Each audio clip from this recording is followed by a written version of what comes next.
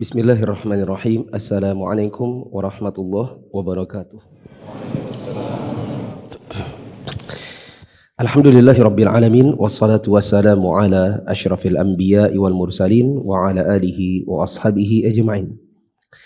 Jamaah yang dirahmati Allah, pada kesempatan malam hari ini kita akan lanjutkan pembacaan dan pembahasan Shalatul Mu'min di jilid yang pertama, masih dalam bab tentang sifat sholat yang sempurna, yaitu bab ke-12.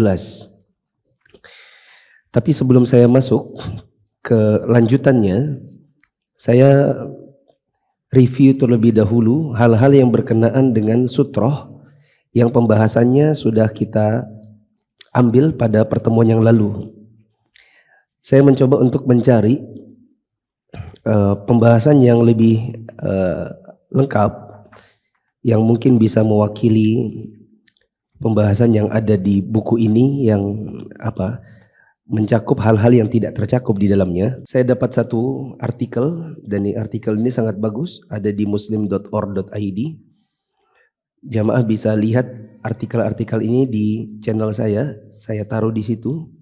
Ini ditulis oleh salah satu teman saya, yaitu Ustadz Yulian Purnama. Tulisannya banyak hal yang tidak tercakup di dalam kitab yang kita baca, seperti hukum sutroh. Sutroh, saya ringkaskan, ada ikhtilaf ulama. Ada yang mengatakan hukumnya wajib, ada yang mengatakan hukumnya adalah sunnah muakkadah, ada yang mengatakan sunnah apabila khawatir dilintasi orang, manakala ada yang lewat-lewat, dan ada yang mengatakan sunnah saja bagi imam dan orang yang sholat sendiri. Pendapat yang lebih kuat, wallahu alam, sutroh itu bukan wajib, melainkan sunnah saja. Artinya kalau kita sholat dalam keadaan menghadap sutroh, maka itu lebih utama. Apa yang bisa menjadi sutroh? Dalam pertemuan yang lalu saya jelaskan hal-hal yang punya dimensi tinggi, seperti anak panah, tiang, tembok, tongkat, dinding, dan apapun yang ada dimensi tingginya, termasuk juga punggung orang. Seperti seseorang sholat ba'diyah dan di depannya ada jamaah yang sedang duduk, maka dia menjadikan jamaah tersebut sebagai sutrohnya. Ada yang tidak bisa dijadikan sutroh, seperti garis. Ya, dan saya sempat menyinggung di pertemuan yang lalu bahwa garis itu kurang sempurna sebagai sutroh. Ada hadis yang melandasi tentang sutroh dengan garis, tapi ini hadisnya tidak kuat, bukan hadis yang sahih. Mushaf Al-Quran ini tidak pantas untuk dijadikan sebagai sutroh. Kemudian benda-benda yang kalau kita menghadapnya itu seperti orang menyembah berhala, seperti menyembah berhala, seperti patung-patung dan yang semacam itu. Adapun kayu-kayu, di sini ada nggak ya? Kayu yang bentuknya seperti dibuat kayak kubah masjid, ya. Ini ada ikhtilaf ulama. Sebagian mengatakan hukumnya sunnah karena ini mempermudah orang untuk menjalankan sunnah. Jadi boleh saja dibuatkan sutroh dari kayu karena mempermudah orang untuk sholat menghadap sutroh. Dan ada juga sebagian ulama yang mengatakan ini bahkan bentuk bid'ah. Sebagian ulama membid'ahkannya. Saya pribadi kalau saya ditanya, saya lebih condong bolehnya. Kemudian segala sesuatu yang membuat sholat justru menjadi tidak khusyuk, itu tidak boleh dijadikan sutroh. Selanjutnya masalah jarak sutroh. Ini sudah kita bahas pada pertemuan yang lalu. Berapa jaraknya? Siapa yang bisa kasih jawaban sebagaimana yang saya jelaskan pada pertemuan yang lalu? Mencakup dua hal, saya kasih hadiah. Jarak sutroh antara kita dengan sutroh, seberapa jaraknya? Angkat tangan. Tangan kanan. Nah, coba.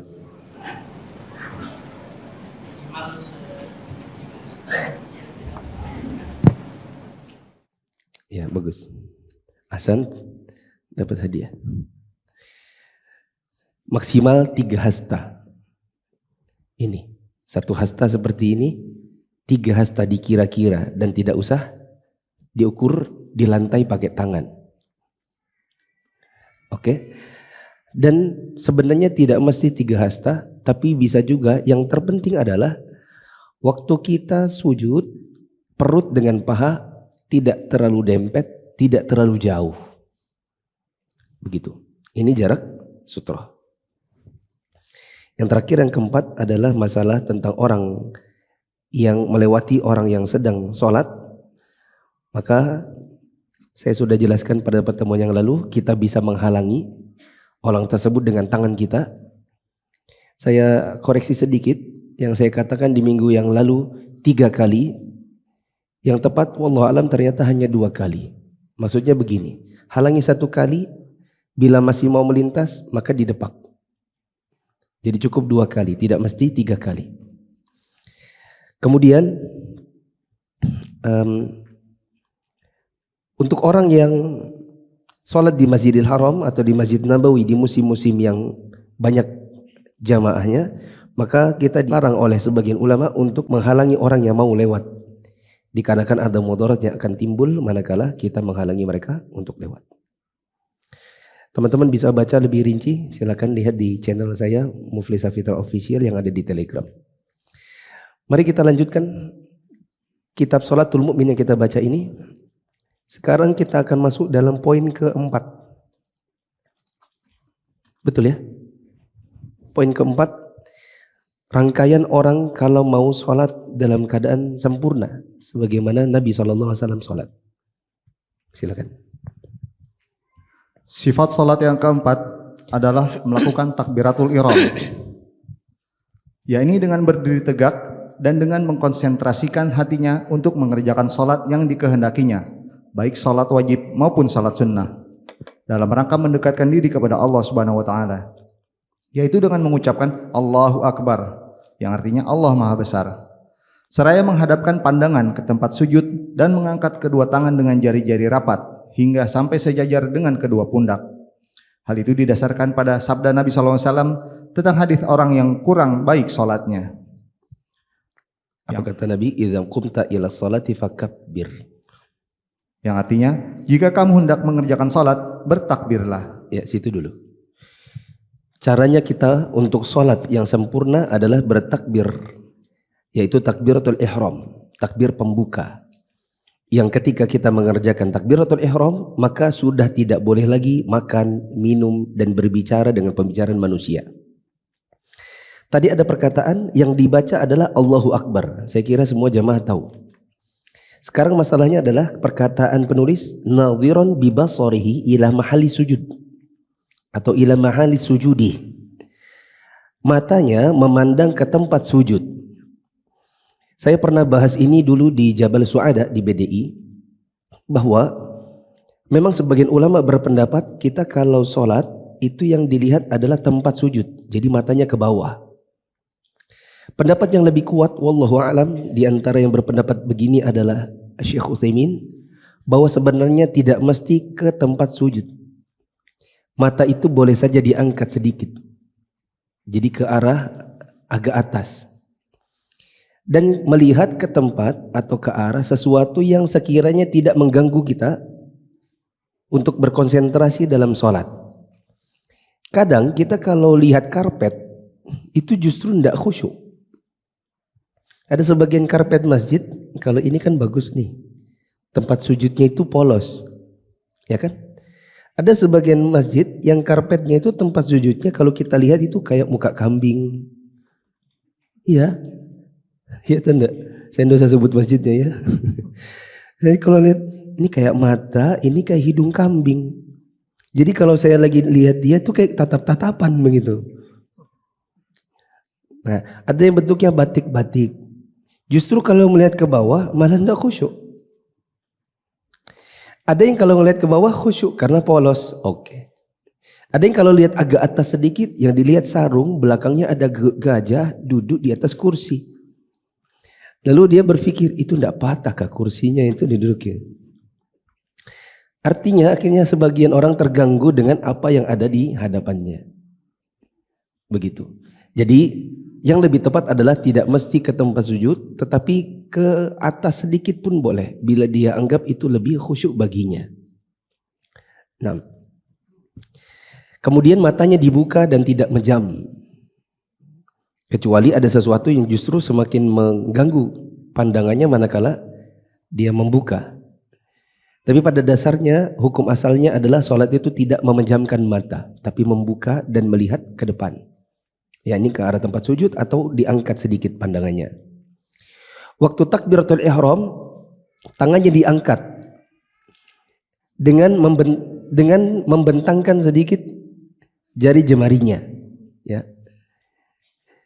Kemudian yang diangkat adalah hadwa mankibaih au ila hiyali udhunaih, yaitu kira-kira setinggi bahunya atau sejajar daun telinganya.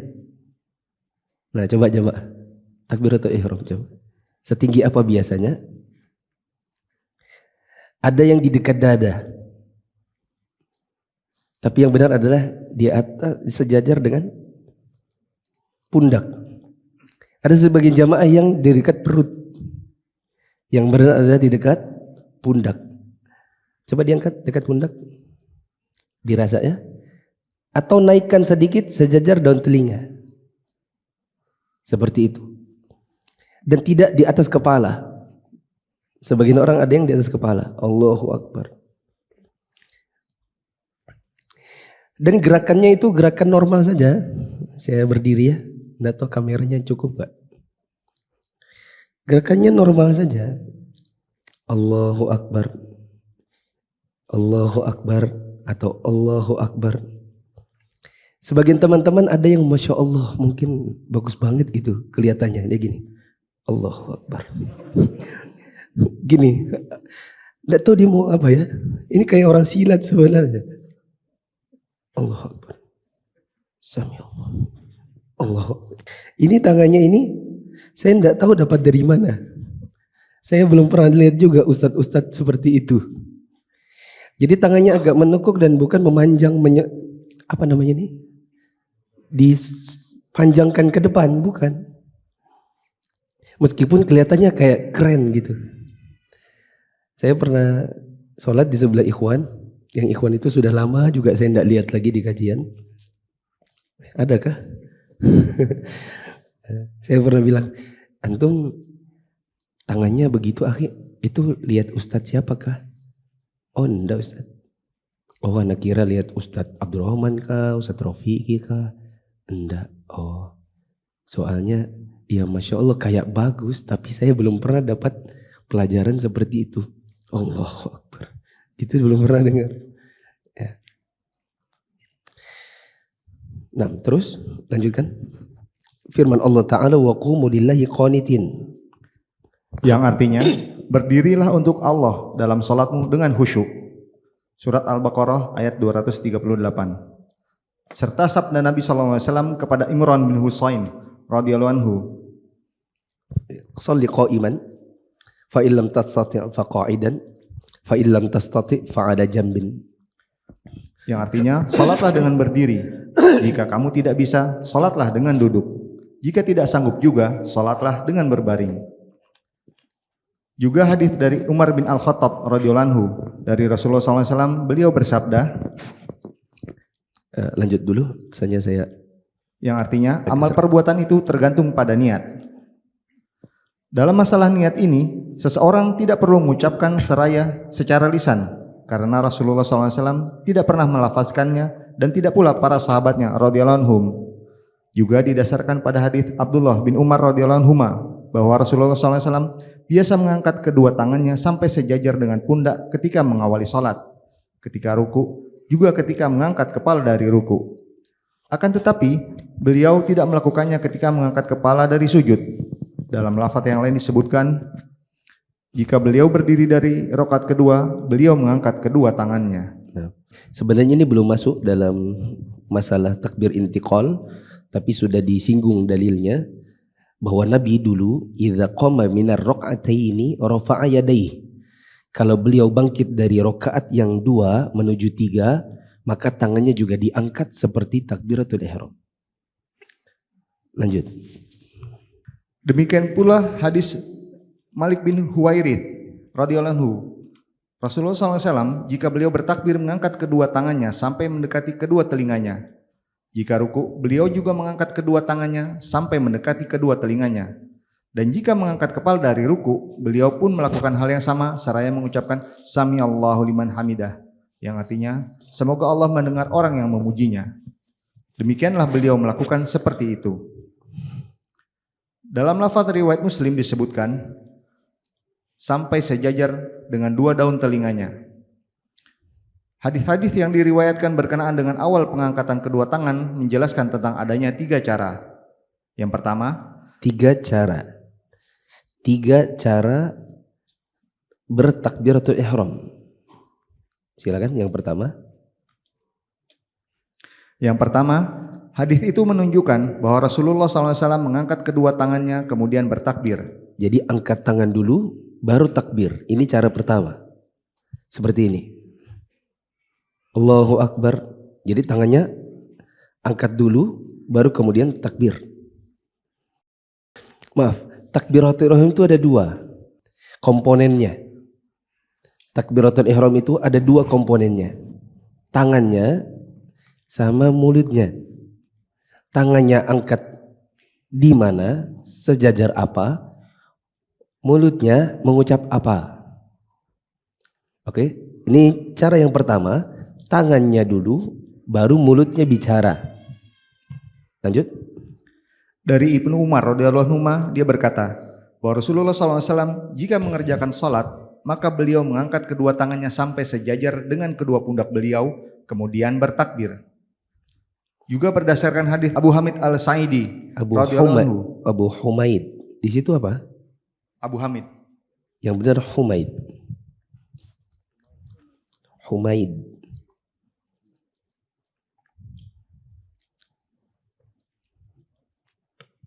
Humaid. Diulang. Juga berdasarkan hadis Abu Humaid Al-Sa'idi radhiyallahu anhu. Dia menyampaikan hadis itu dari 10 orang sahabat Rasulullah SAW yang di dalamnya mereka mengatakan jika Rasulullah SAW mengerjakan sholat, beliau mengangkat kedua tangannya sampai sejajar dengan kedua pundaknya kemudian bertakbir. Cara yang kedua, hadis itu menunjukkan bahwa Nabi SAW bertakbir kemudian mengangkat kedua tangannya. Ini cara yang kedua, yaitu kabbaro summa rafa'a yadayhi. Nabi ucap dulu Allahu Akbar baru angkat tangan. Kalau yang pertama tadi angkat tangan dulu baru mulutnya mengucapkan takbir. Lanjut. Dari Abu Kilabah bahwasanya dia pernah menyaksikan Malik bin Al-Huwairith jika mengerjakan salat bertakbir kemudian mengangkat kedua tangannya. Dan dia juga menyampaikan bahwa Rasulullah SAW biasa melakukannya seperti itu. Cara yang ketiga, hadis itu menjelaskan bahwa Rasulullah SAW mengangkat kedua tangannya bersamaan dengan bacaan takbir dan selesai mengangkat tangan bersamaan dengan selesai membaca takbir. Ya, ini cara yang ketiga, yaitu tangan dan lisan atau mulut sama-sama melakukan 2 komponen takbiratul ihram itu. Lanjut. Dari Abdullah bin Umar radhiyallahu anhu, dia menuturkan, aku pernah menyaksikan Rasulullah SAW memulai takbir dalam salatnya seraya mengangkat kedua tangannya saat mengucapkan takbir itu sampai kedua tangannya sejajar dengan kedua pundaknya. Dengan demikian, barang siapa mengerjakan salah satu cara dari ketiga cara di atas, berarti dia telah sejalan dengan sunnah. Nah, coba teman-teman praktekkan. Cara satu apa? Tangan dulu, baru takbir. Coba.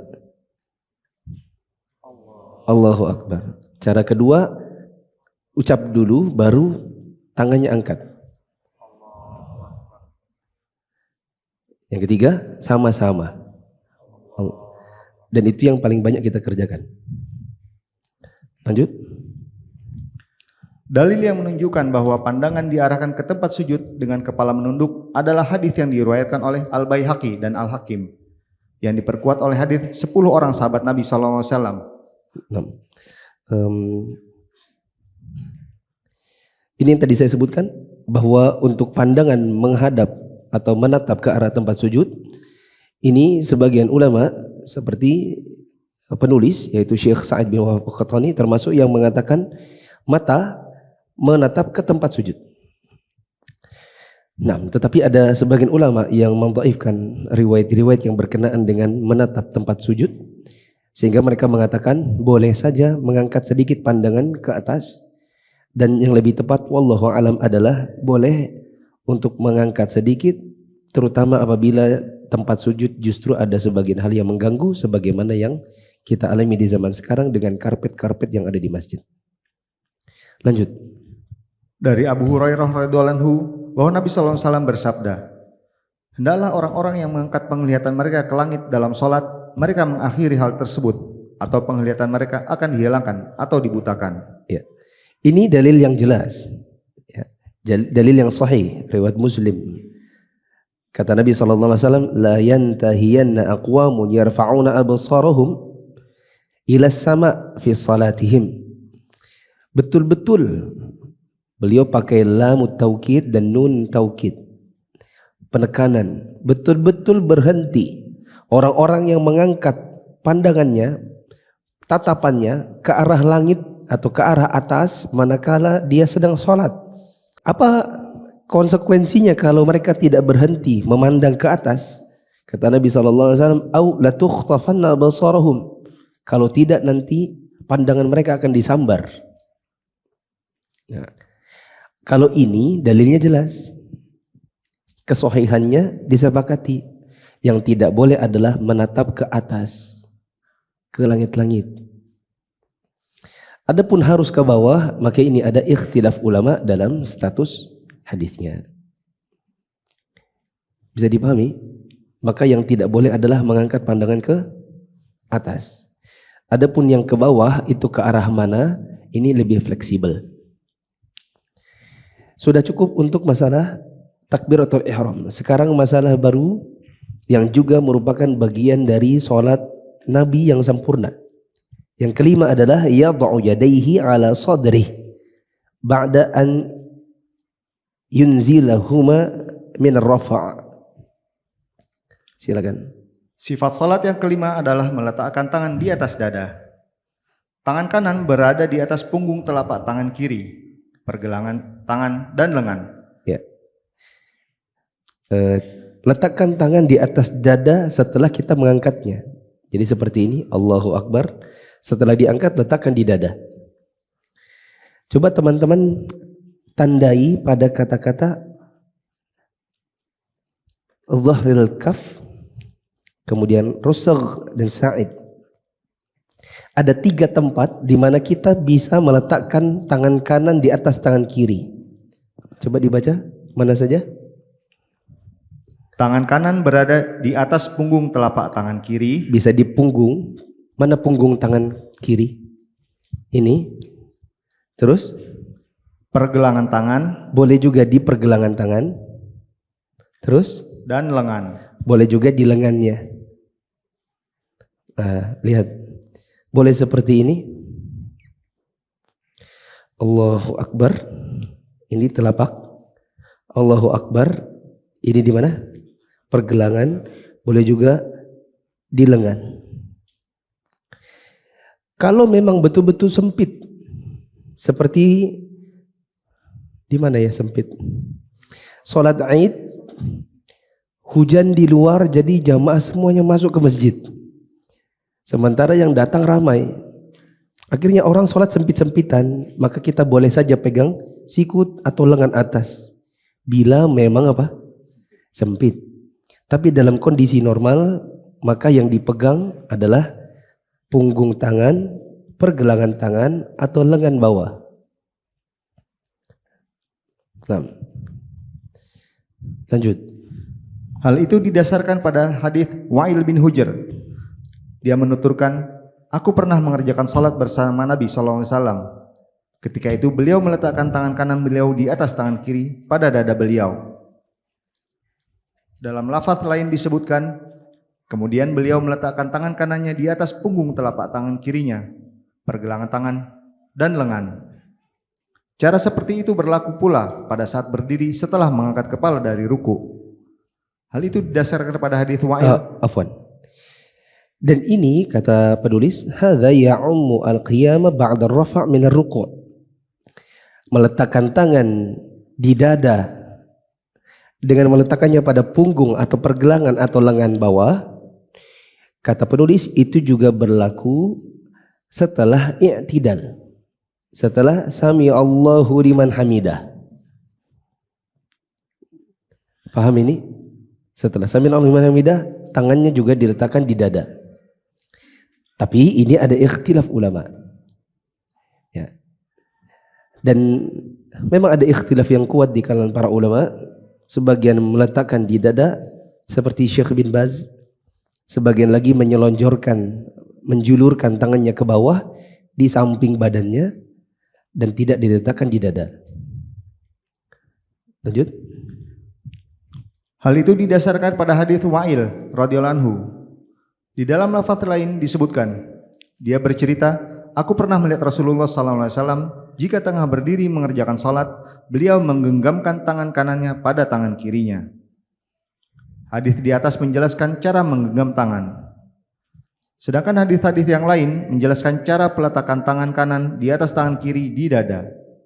Al-Alamah Ibnu Utsaimin rahimahullah mengatakan, jadi itulah dua cara tersebut, yaitu yang pertama penggenggaman dan yang kedua peletakan. Ya. Ada dalil yang menunjukkan bahwa Nabi itu qabd dan ada yang cuma wadha'. Qabd itu digenggam. Jadi tangannya jari jemari tangan kanannya melingkar. Dan ada yang cuma sekedar meletakkannya saja. Dan kata Syekh Utsaimin, idzan hatani sifatani.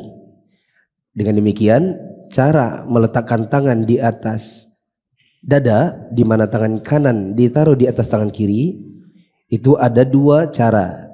Al-ula qabd, yaitu dengan cara menggenggam, wa tsaniyatu wada'. Cara yang kedua adalah diletakkan saja. Lanjut. Dari Sahal bin Sa'ad radhiyallahu anhu, dia berkata, orang-orang diperintahkan untuk meletakkan tangan kanannya di atas lengan kirinya di dalam salat. Abu Hazim mengatakan, aku tidak mengetahuinya, melainkan perkataan itu disandarkan kepada Nabi SAW. Saya pernah mendengar yang mulia Al-Alamah Abdul Aziz bin Abdullah bin Baz rahimahullah mengatakan, bisa jadi yang ini merupakan macam yang kedua, dan bisa juga maksudnya seperti hadis Wa'il. Lanjut yang keenam. Keenam adalah membaca doa istiftah. Doa apa? Doa apa ini? Istiftah. Bisa juga iftitah. Terus? Bacaan istiftah ini bermacam-macam. Boleh memilih salah satunya dan tidak boleh menggabungkannya menjadi satu. Tetapi boleh membuat variasi dalam setiap salat. Boleh divariasikan. Jadi kadang baca ini, kadang baca itu. Tapi cukup satu, jangan dibaca semua. Coba dibaca. Di antaranya adalah sebagai berikut. Yang pertama, dari Abu Hurairah radhiyallahu anhu, dia bercerita, setelah bertakbir dalam salat, Rasulullah SAW berdiam sejenak, kemudian membaca Al-Fatihah. Lalu kutanyakan, wahai Rasulullah, ayah dan ibuku menjadi tebusanmu. Apakah yang engkau baca pada saat engkau terdiam antara takbir dan bacaan Al-Fatihah? Ya, Nabi dulu beliau kalau sudah takbiratul ihram ada jeda diam sebelum Al-Fatihah. Karena iftitah atau istiftah itu tidak terdengar suaranya, maka Abu Hurairah pun bertanya, apa yang dibaca? Maka Nabi SAW membaca apa? Coba baca. Maka beliau SAW menjawab, aku membaca Allahumma ba'id baini wa baina khataayaya kama ba'adta bainal masyriqi wal maghrib. Allahumma naqqini min min khataayaya kama yunqqa thawbul abyadu minad danas. Allahumma ighsilni min khataayaya bil ma'i wal thalji wal barad. Ini salah satu doa iftitah. Jemaah baca ini enggak? Bukan ini. Berarti yang dulu diajarkan di SD. Wajhatu wajhiyah. Ya. Yang itu pun terpotong sebenarnya. Yang kita baca wajhatu wajhiyah lilladzi, itu kan sebenarnya hanya potongan saja, tidak lengkap. Mungkin penerbit-penerbit atau guru-guru agama kita di SD menganggap aduh kasihan masih kecil.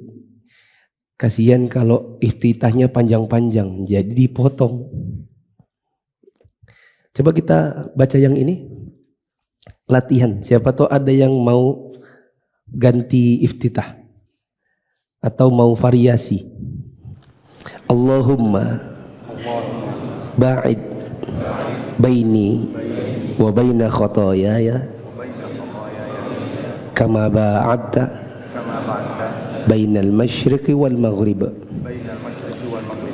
Allahumma naqqini min khotoyaya kama yunaqqa ath-thawbul abyadu minad danas. Allahumma ighsilni min khotoyaya bil ma'i wal thalji wal barad. Kalau di situ bil thalji wal ma'i, yang mana yang duluan? Bukan bil ma'i. Oh, bil ma'i. Bil ma'i duluan. Kalau di kitab saya ats-tsalji duluan. Apa arti doa ini? Ada enggak? Artinya, ya Allah, jauhkanlah antara diriku dan kesalahanku sebagaimana Engkau telah menjauhkan antara barat dan timur. Ya Allah, bersihkanlah diriku dari berbagai kesalahan sebagaimana kain putih dibersihkan dari kotoran. Ya Allah, cucilah diriku dengan es, air, dan embun. Bacaan berikutnya. Yang kedua, jika mau, dia boleh membaca Subhanakallahumma wa bihamdik wa tabarakasmuk wa ta'ala jadduk wa la ilaha ghairuk. Ini yang paling pendek. Jadi kalau dulu guru agama mau ngajarkan anak-anak yang pendek-pendek saja, harusnya dia pilih yang ini. Coba sama-sama. Subhanakallahumma Subhanakallahumma wa bihamdika wa tabarakasmuka wa ta'ala jadduka wa la ilaha ghairuk, atau wa la ilaha ghairuka. Nah, apa artinya doa ini? Yang artinya, Maha suci Engkau ya Allah, segala puji hanya bagimu. Maha suci namamu dan maha tinggi juga keagunganmu, dan tidak ada ilah selain dirimu. Nah, berikutnya. Yang ketiga, jika mau, boleh juga membaca apa yang diriwayatkan dari Ali bin Abi Thalib radhiyallahu anhu dari Rasulullah SAW jika beliau mengerjakan salat. Beliau mengatakan, wajjahtu wajhiya lilladzi fataras samawati wal ard hanifam wa ma ana minal musyrikin. Inna salati wa nusuki wa mahyaya wa mamati lillahi rabbil alamin la syarika lahu wa bidzalika umirt wa ana awwalul muslimin. Ya, sampai situ aja kan di SD. Nah, sebenarnya panjang. Ada lagi. Coba lanjut. Allahumma antal malik la ilaha illa anta rabbi wa ana abduk zalamtu nafsi wa taraftu bi dhanbi faghfirli dhunubi jami'a la yaghfiru dhunuba illa anta wahdini li ahsanil akhlaqi la yahdi li ahsaniha illa anta wasrif anni sayyi'aha la yasrifu sayyi'aha illa anta labbaika wa sa'daika wal khairu kulluhu fi yadaik wasyarru laisa ilaik anabika wa ilaik tabarakta wa ta'alait astaghfiruka wa atubu ilaik. Ya. Sebenarnya sepanjang itu. Nah, Jadi mulai hari ini mau baca yang mana? Ya. Kalau baca subhanakallahumma wa bihamdika wa tabarakasmuka wa ta'ala jadduka wa la ilaha ghairuk, yang penting nanti konsentrasi. Jangan sampai subhanakallahumma wa bihamdika asyhadu an la ilaha illa anta astaghfiruka wa atubu ilaik. Lanjut. Sekarang yang ketujuh. Iftitah sudah lewat. Tadi iftitah boleh digonta-ganti, boleh divariasi. Setelah membaca iftitah atau istiftah, maka kita membaca ta'awudz. Apa yang dibaca? Yang ketujuh adalah membaca ta'awudz. A'udzubillahi minasyaitonirrajim. Yang artinya, aku berlindung kepada Allah dari godaan syaitan yang terkutuk. Hal itu didasarkan pada firman Allah Subhanahu wa taala pada surat An-Nahl ayat 98 yang artinya, apabila kamu membaca Al-Qur'an, hendaklah kamu meminta perlindungan kepada Allah dari syaitan yang terkutuk. Atau bisa juga membaca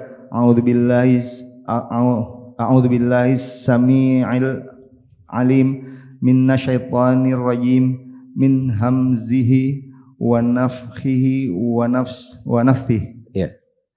Yang dibaca adalah a'udzubillahi minasyaitonir rajim. Boleh juga a'udzubillahi samii'il alim minasyaitonir rajim min hamzihi wa nafthihi wa nafthihi. Kenapa kita baca ta'awudz atau a'udzubillahi minasyaitonir rajim? Ayo, siapa yang bisa jawab dapat hadiah. Kenapa kita baca ta'awudz?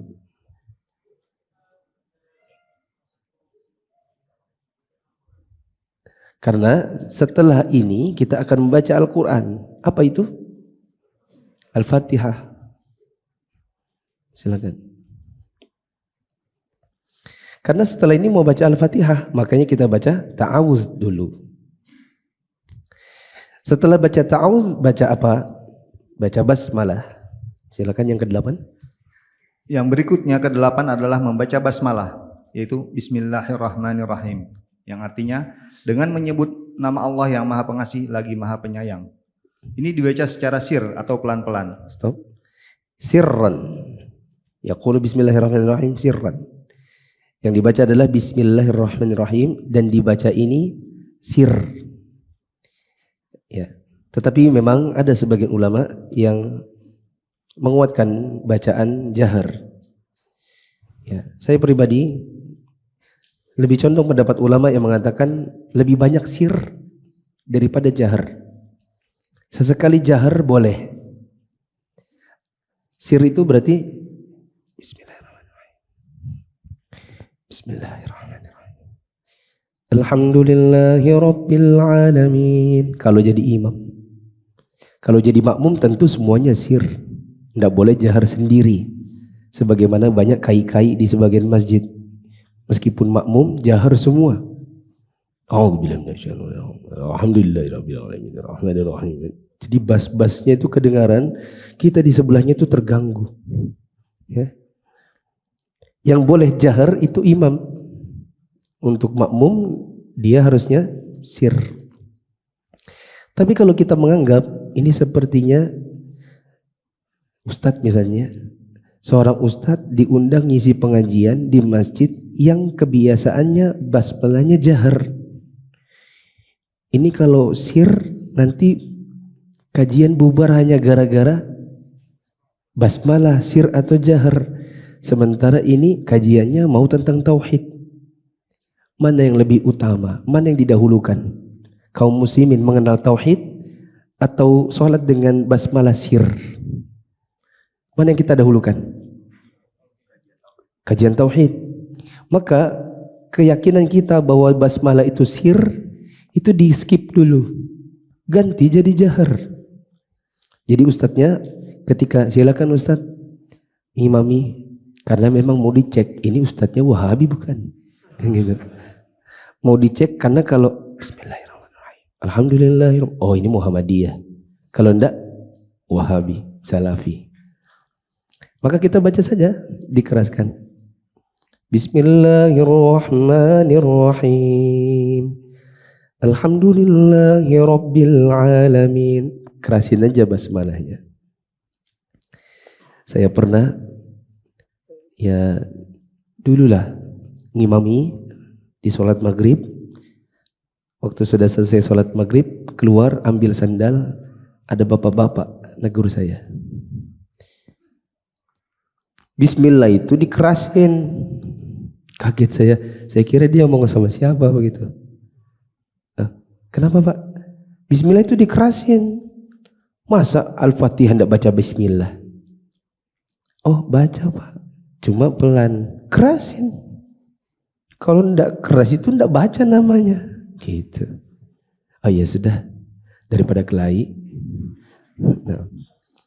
Ingat gak cerita saya yang di Arab Saudi minggu lalu? Debat sama orang Saudi. Kalau kita tidak pengen lama, tidak pengen terlalu yang gontok-gontokan, ngomong aja begini. Afwan Syekh, saya ngaji di Syekh Shalih bin Fauzan, Syekh Sa'ad Asyatri.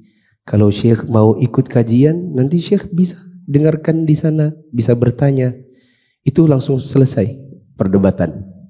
Karena menghormati Syekhnya dan melihat kita sebagai thalibul ilm. Tapi kalau di Balikpapan, di Indonesia, Afwan Syekh, saya dulu ngaji di Syekh Shalih bin Fauzan. Siapa itu? Ya. Kita tidak dikenal dan tidak dihormati sebagai seorang penuntut ilmu. Nah, jadi bacanya sir, tapi kaidahnya gini, sir lebih banyak daripada jahar. Sir lebih banyak daripada jahar. Dan tak apa-apa sesekali jahar, apalagi kalau kita lihat ada kemaslahatan. Apa dalilnya? Bacaan tersebut didasarkan pada hadis Anas radhiyallahu anhu. Dia menuturkan, aku pernah mengerjakan salat di belakang Rasulullah, Abu Bakar, Umar, dan Utsman radhiyallahu anhum. Mereka tidak mengeraskan bacaan Bismillahirrahmanirrahim. Ya, Basmalah merupakan ayat Al-Quran yang berdiri sendiri. Coba lihat catatan kaki 6, atau kalau di situ catatan kaki berapa ya yang berkaitan dengan riwayat Anas ini? Berapa? Ya sekian, 43. Riwayat dari Anas mengatakan, dan ini sangat kuat ya. Anas mengatakan, "Shallaitu khalfa Rasulillah." Aku salat di belakangnya Rasul. Wa Abi Bakar, aku salat di belakangnya Abu Bakar. Wa Umar, aku juga pernah salat jadi makmumnya Umar, juga makmumnya Utsman. Falam yajharu bi Bismillahirrahmanirrahim. Tidak ada seorang pun dari mereka yang mengeraskan Bismillahirrahmanirrahim. Begitu. Catatan kaki, coba dibaca. Hadis ini adalah riwayat Ahmad dalam musnadnya. Lanjut. Hadis ini adalah riwayat Ahmad di dalam Al-Musnad. An-Nasai, kitab Al-Iftitah, bab tarkul jahar bil Bismillahirrahmanirrahim. Lafaz di atas adalah miliknya. Juga Ibnu Khuzaimah di dalam kitab Sahihnya. Dinilai sahih oleh Al-Albani di dalam kitab Sahih Sunanin Nasai. Nah. Jadi sebenarnya yang lebih banyak itu adalah sir. Karena itulah yang dikerjakan Nabi dan 4 khalifahnya. Lanjut, apa perkataannya? Perkataan penulis, wal basmalatu ayatun mustaqillah. Basmalah adalah ayat tersendiri, ayat independen. Ya, ayat yang tersendiri. Coba dilihat di catatan kaki yang bawahnya. Apa perkataan Syekh bin Baz tentang hal ini? Saya pernah mendengar Imam Abdul Aziz bin Abdullah bin Baz dalam menjelaskan hadis nomor 297 dari kitab Bulughul Maram. Beliau mengatakan, basmalah atau Bismillahirrahmanirrahim merupakan ayat Al-Quran yang berdiri sendiri dan bukan bagian dari surah Al-Fatihah, dan tidak juga surah yang lainnya yang diturunkan oleh Allah untuk memisahkan antar surat Al-Quran. Hanya saja basmalah ini merupakan bagian dari satu ayat dari surat An-Naml. Itulah yang lebih rajih. Adapun ayat ke-7 dari surat Al-Fatihah menurut para peneliti adalah ghairil maghdubi alaihim waladdallin. Ya. Ikut Mia belajar Islam jadi lebih mudah dan makin yakin. Kita belajar dari yang paling dasar, yang paling utama, dan yang paling kita butuhkan. Mufid Islamic Academy atau MIA adalah sebuah program pembelajaran Islam melalui pembahasan kitab-kitab para ulama yang dibahas secara terstruktur dan berjenjang. Untuk informasi lebih lanjut tentang pendaftaran, teman-teman bisa mengakses di media sosial Mufid TV Official, baik yang ada di Telegram, YouTube, Instagram, maupun di Facebook. Assalamualaikum warahmatullahi wabarakatuh.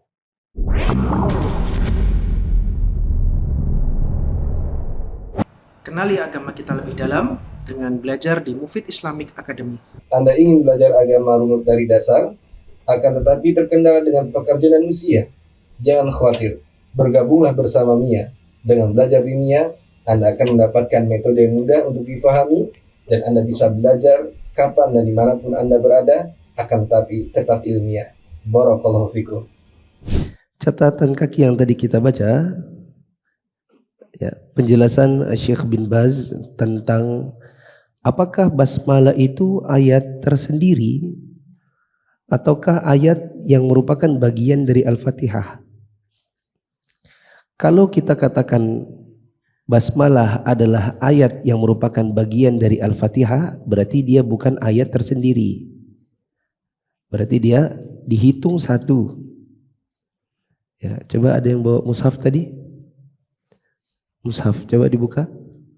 Al-Fatihah ayat satunya apa di mushaf? Mushaf Madinah itu. Bismillah, basmalah. Berarti Bismillahirrahmanirrahim. 1.